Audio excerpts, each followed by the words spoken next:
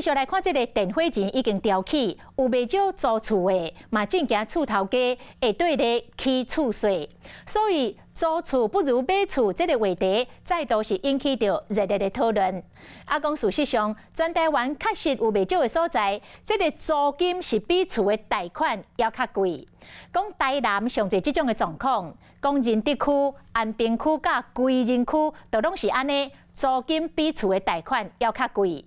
帮地产的专家来分析，讲这行政区产业的发展兴旺，吸引着袂少就业的人口，所以自然嘛来推升着租厝的需求甲租金的行情。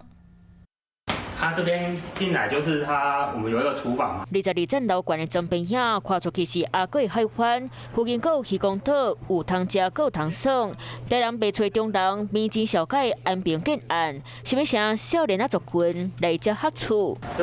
这晚上的景也很漂亮。台南房市买起强困，甚至有人讲伫台南租厝较输买厝，尤其是恁着安平归仁顶行政区，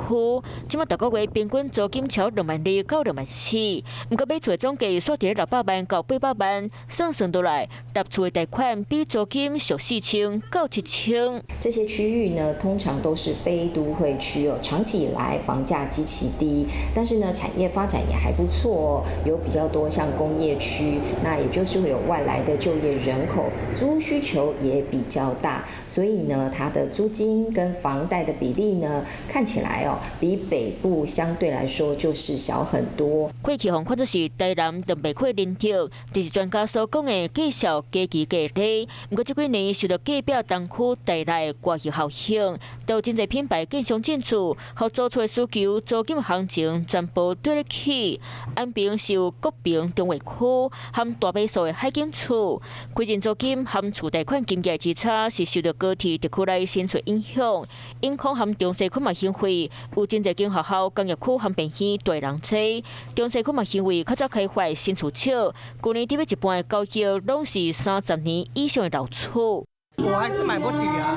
因为我没有头期款可以买。若是我的话，我会选择用租的，因为租你在各个工作环境还有不同的跑道切换的话，都会比较便利。有真侪台南的民众感觉租厝真好，但免换头路地人对你搬耍，佮强调青年贷款真好申请，一定比买厝更简单。说落来，台南厝价会起会落，大家继续观察。Hello， 我是雷亚，想要抢了先掌握最及时的新闻资讯吗？赶快订阅、按赞、开启小铃铛，锁定华视新闻 YouTube 频道。